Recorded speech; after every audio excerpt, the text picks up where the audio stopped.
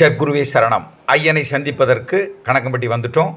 அற்புதமான அந்த அமாவாசை பூஜை உங்கள் அனைவருக்கும் பயனுள்ளதாக அமைய வேண்டும் என்பதற்காகவே இந்த பதிவு. வாருங்கள், அருமையாக பார்க்கலாம்.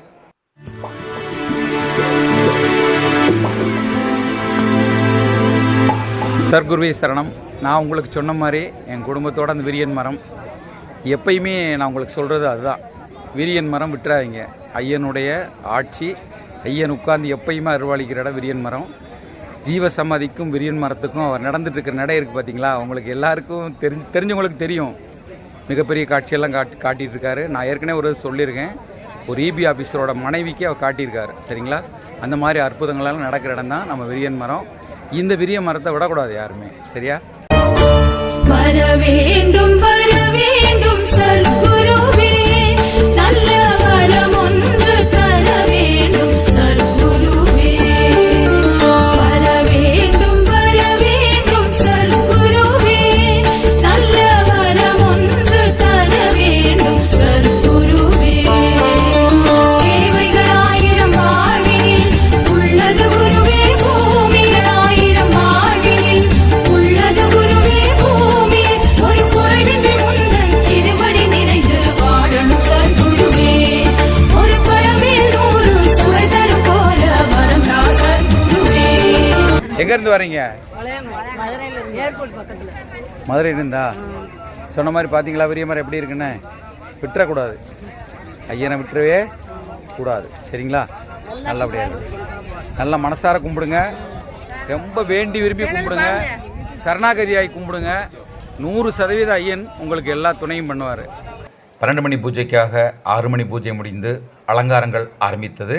நாங்கள் போகும்போது அலங்காரங்கள்லாம் பண்ண ஆரம்பிச்சிருந்தாங்க. மக்கள் கூட்டம் பார்த்திங்கன்னா எங்கிருந்து வர்றாங்க அப்படிங்கிற மாதிரியே ரொம்ப அற்புதமாக வர ஆரம்பித்தாங்க.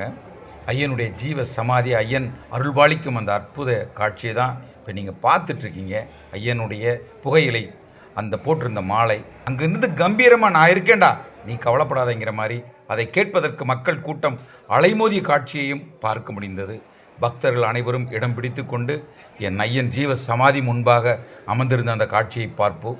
பார்த்ததில் பாருங்கள், எல்லாம் ஐயனுக்காக படைக்கப்பட்டிருந்த படையல்கள் எல்லாம் தங்களுக்கான கருமாவின் தீர்வு என்ன என்பதை கேட்பதற்காகத்தான் ஐயன் முன் உட்கார்ந்திருக்கிறார். ஐயனும் தருவதற்கு ரெடியாகிவிட்டார். நீங்க அவசரப்பட்டு முண்டி அடிச்சுட்டு அவசரப்பட்டு வரும்போதுதான் ஒவ்வொன்றும் இன்னும் பூஜையாருக்கு ஒரு சில நிமிடங்கள் இருக்கு.